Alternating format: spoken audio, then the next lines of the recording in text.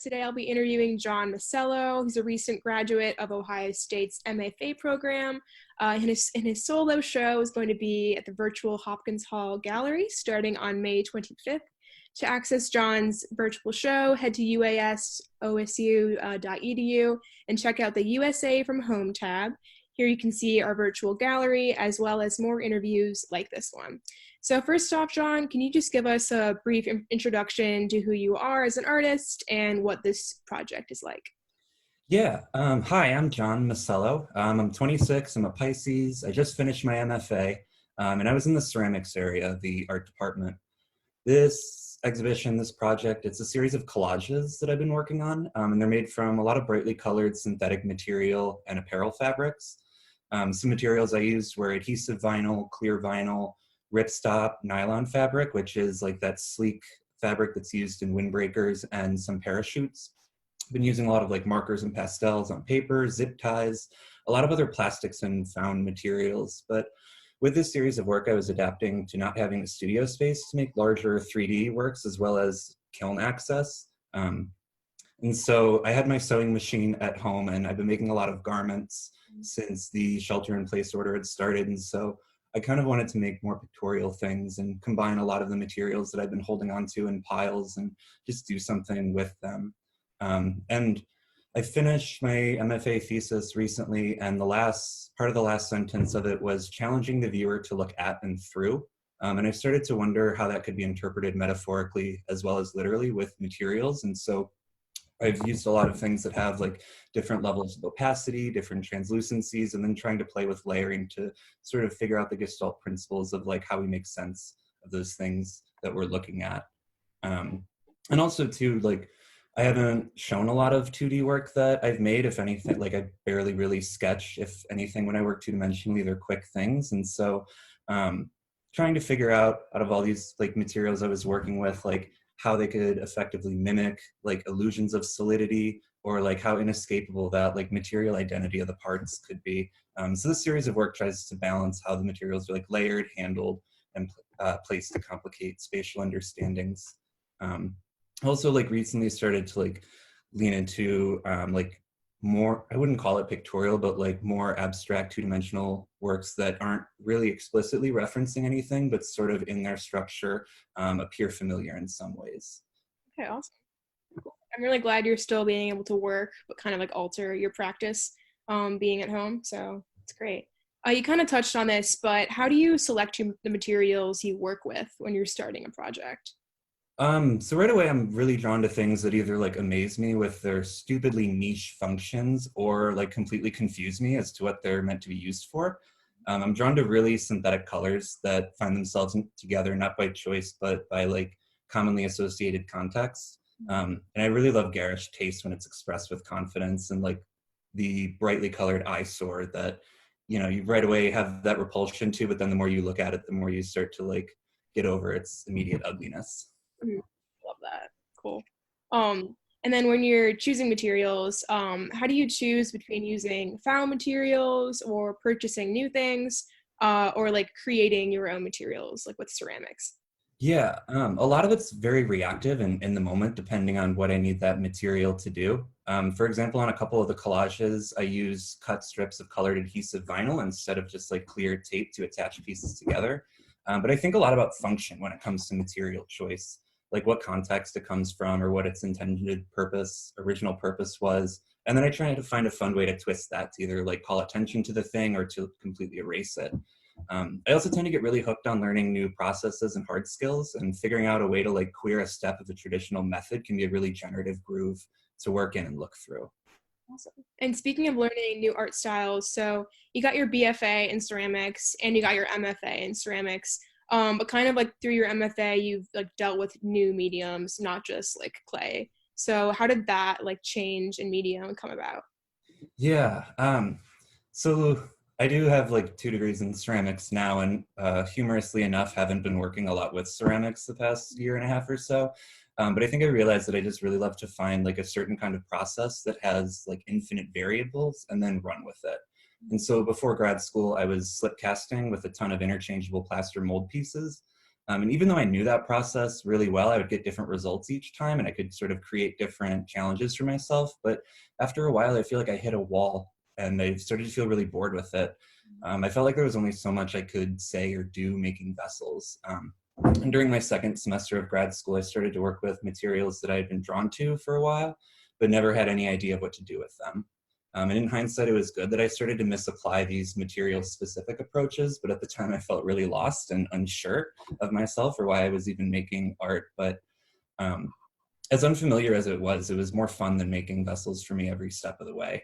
I feel like I had to stop relying on like my hands and the hard skills that I had built up and instead start using my eyes more and think more critically about what I could use the work to say instead of having it just be a demonstration of hard skills.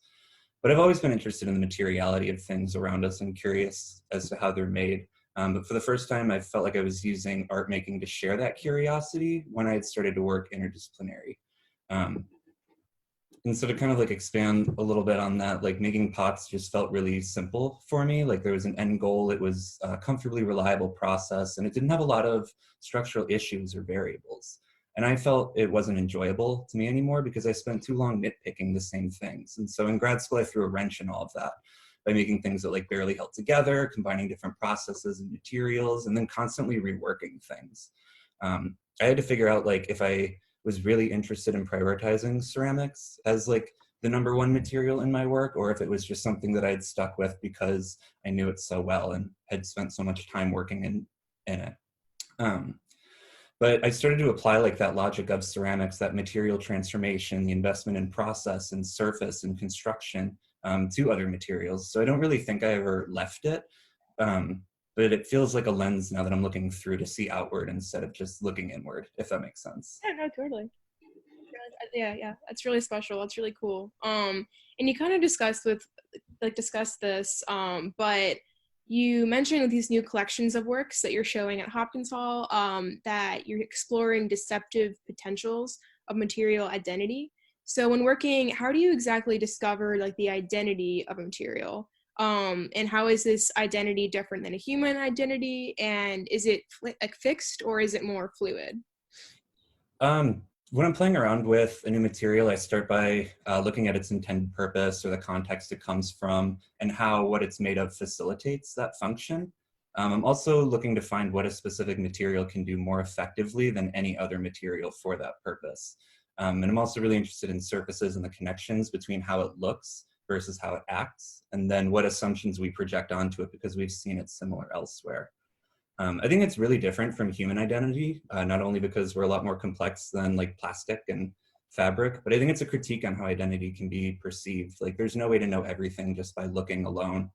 I think all identities are fluid, whether it's talking about like human identity or material identity, and the fluidity of how that identity is perceived or detected across different contexts and settings is kind of what I'm most excited about with this work, especially like in these new collages. Yeah. I find it really exciting to think about these things like identity, and not thinking of it in like in a human centric perspective. So I'm really enjoying that. It's easy to like pick up on what you notice when it's not about people or humans. Yeah, no, totally. Yeah. Like I love, and this happens to me a lot where I'll be walking and then out of the corner of my eye, I'll see something and think it's something else and then turn and look only to find out it's something totally mundane and ordinary. But that like potential of that magic, did I just see what I thought I did? Right, right. Has become like a really important thrust to these works. And also, I know that you work in iterations, so often using like the same material and making multiple works with that material over an extended period of time. And so, when you're doing these iterations, do they help you like learn more about the medium you're working with? Are they almost like paths of discovery and understanding for you? Absolutely. And working in iterations was something that like my advisor had been harping on me about for more than half of my grad school time. So I'm glad that someone else is noticing that I'm finally doing that. But iterations, they help me learn more, not only about like the artwork or the structure of it, but my own apprehensions.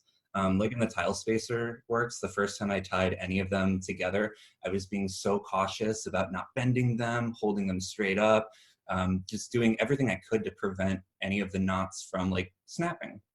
Um, and it's funny, like the more I worked with it, the less precious I started to view it. And even if some of them did break, it was just like 3 seconds of work to like fix it. Um, and then I just uninstalled my thesis work, or like picked up the last of it the other day, and I had a bunch of the concrete blocks, and so I put those in, and then I just threw all the tire spacers on top, like not even really caring, and then just hitting the road. So I just thought that was kind of funny how this cheap manufactured piece of plastic thing that, you know, I've been working with for so long and so cautiously drilled all the holes in and tied, I'm just kind of like, get in the car. Um, but each iteration, in addition to like learning more about like the structure and how these things work and also how I work with it, it's kind of become like a critique of the previous one, especially when it comes to like material and structural risks. I find that the things that I wanted to avoid the most in one iteration are what I put on full focus the next one. And it really helps me sort of see like the fluidity of these parts that I'm working with and like the potential therein. Mhm. Exciting. And so speaking of the tile spacers, you exhibited in the 2020 MFA thesis show this winter at Urban Art Space. And regarding this piece, it kind of has like some links to your Hopkins Hall piece. You use the yellow tile spacers to do like different structures and shapes. And so what did you learn about like this material when you're making these different structures? Often structures that like they look like other things, but they aren't because you're using like a tile spacer. So can you speak a little bit to that? Yeah, I learned a lot about how the different arrangements they can be put in will affect the drape of the fabric or like of the textile once it's all done. And in my written thesis, I had a section where I had images of some of the different arrangements of them before deciding on the like plus X shape pattern that was their final arrangement. But learning like a lot about the flexibility and like how they connected since the pattern that they were tied into. On each U, there's 4 holes, 2 at the prongs and then 2 at the bend at the bottom.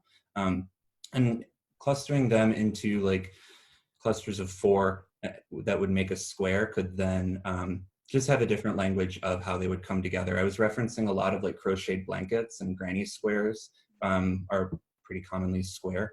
And so having that language carry over into what ultimately is a textile or fabric made out of completely different materials was a visual connection that I wanted to be present in the work.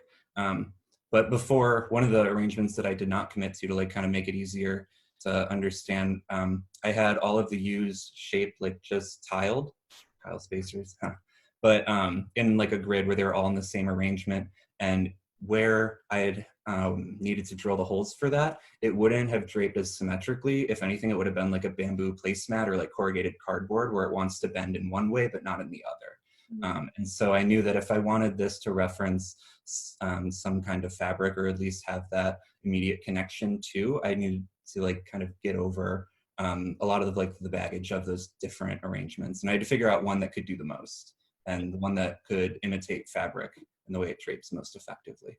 Mhm. Yeah, I found it really fun about that piece because it's like you look at this thing and it looks like it could be like, you know, a blanket, like something crocheted, but it's made of plastic. And that's really, it's a fun like disconnect, but I love it. And so in my research on your practice, I read about a connection you made between Susan Sontag's essay Notes on Camp and then the works in your MFA thesis show. Can you speak a little bit about this connection to Sontag's essay? Yeah. So right away, like the connection to the Sontag quote, I was thinking a lot about like the shorthand vocabulary that I use when I'm talking about or thinking about my works. And so where I had the tile spacers tied into the rectangular prisms, I was calling those bricks because they imitated the proportions of a brick. In the thesis works, they were both yellow, whether it was inherent or painted in the concrete. And it was all of these visual similarities and structural similarities too, but it wasn't a brick. It couldn't function like a brick. It sort of took that language and its name, but it couldn't really contribute to that. And so um, that quote, I feel like, was a really good example of like how to share that shorthand language.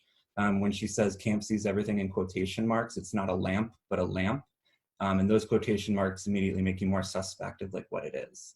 Yeah. Um, and then like as I started to research more into camp, a lot of or a common thread that I found was this interest in artifice and that like partial assimilation into a normative context. And the more I researched it, the more connections I saw to my own logic of art making. And so I started finding more writings about camp and using my practice to respond to how camp can be interpreted, trying to dissect it and really stretch it out. But part of my written thesis was reacting to other scholars and artists and how they have defined camp, especially because I don't think it should be singularly defined. Um, and so the Sontag example was kind of the first of many in like this nexus that I'm stringing together to kind of locate what camp can be and how it can be recognized without trying to define it. So I'm figuring out the logics of camp and how it fits with my own like hardwired approach to art making and living and like my own sense of humor. And so it's been really generative to read what other people through different lenses are picking up on about camp and then think, well, maybe in art, it doesn't have to always do that. Maybe in my work, I can sort of cherry pick a little bit and set up these room for incongruencies. Great. And then on this note of camp, once again, like you create a lot of hybrid forms, I would call them. And do you think of yourself as like altering the like identity of these materials, or are you just like using materials to make a new form? I think it's a little bit of both. With the tile spacer work, I was engaging with the identity of those objects at a really surface level. The form I found them in was mostly retained except for the holes drilled, and their inherent color was celebrated in how I painted the bricks, well, the concrete blocks, can't call them bricks, to a really similar color. But I feel like I was more interested in showing how the tile spacers could be recontextualized to form something else, and using the repetition of their form and attachment to create a visual harmony based on how they fit together. Part of the research for my thesis, I read part of Judith Butler's Gender Trouble, and she writes a lot about repetition's ability to normalize and that signification is created through these repeated instances. And I didn't even know what a tile spacer was, or like I didn't know it was a tool that existed before seeing a bunch of them at the Habitat Restore. But finding alternative ways to use them shows like the fluidity and how they can function from one context to another. And the repetition is not only the thing that makes the pattern, but it helps it imitate something else. Awesome. It's really exciting to hear like you applying different essays and things you're reading to your artwork. I always love like hearing when artists have like these great like literary or like essays that they use to inspire their work, because then you can like go and read that essay and like connect it to your piece. So yeah. And then to even see like how that train of thought starts to like break or form like a slightly different thing from the original source essay. love it. Okay, one final question, just like on your Ohio State experience in general. So as an MFA student at Ohio State, how have you benefited from cross-departmental collaboration between your fellow students and professors? So this can be between like different departments within the art department, or if you've like collaborated with folks in different departments at Ohio State. And then how has this like aided your artistic discovery as an artist? Well, I definitely learned to be less stubborn about my work in grad school. To be honest, I kind of treated it like a bubble where I knew that I didn't need to sell work or make work that like was commercially appealing or things that were like perfect and resolved right from the start. So I started to experiment a lot with things that were new to me. Like my first semester, I took a 3D modeling course and then learned like the software and how the 3D printing process works. Not because I had any specific plans for it, but because it was another skill to learn. I'm really happy that I chose like a huge state school and an R1 university just because any like area of study that I wanted to like explore, they had. Um, and so I'm really glad that I took that like omnivorous approach to grad school because I feel like I didn't know what my work was about for a while, but I wanted to develop the skills to express it when I was able to see it more clearly later. And I also like have learned how much fun it can be learning like an entirely new process and like that challenge of trying to shed all the like idiosyncrasies that you've built up. For me, it was through sculpture and ceramics, but then to find them again later in a new form and material. I feel like I learned a lot about myself in this program just because I spent so much time getting out of my comfort zone. Um, and also too, like compared to where I went to undergrad, this MFA program has a lot more people in it. And so just being around all of these different voices and artists' perspectives, I learned that there's a lot more ways to make art than just what I knew. Um, like I remember like when I first walked into the thesis exhibition, I thought it was so cool how like the 15 of us would probably never all be showing together again in the same way, but just like how we've all followed these different trains of thought to get to where we are. Just by being exposed to like more people, more practices, it made me more reflective about what I do and like my own thinking process. Very cool. I'm really glad to hear. That was beautiful. So thank you so much, John, for your time and for this fantastic discussion. I hope you stay safe and stay healthy, and congratulations on your solo show. Thank you, Genevieve. Bye. And thank you, Urban Arts and Summer Series, for letting me do this. Of course. Yeah. Have a great day. You too. Bye.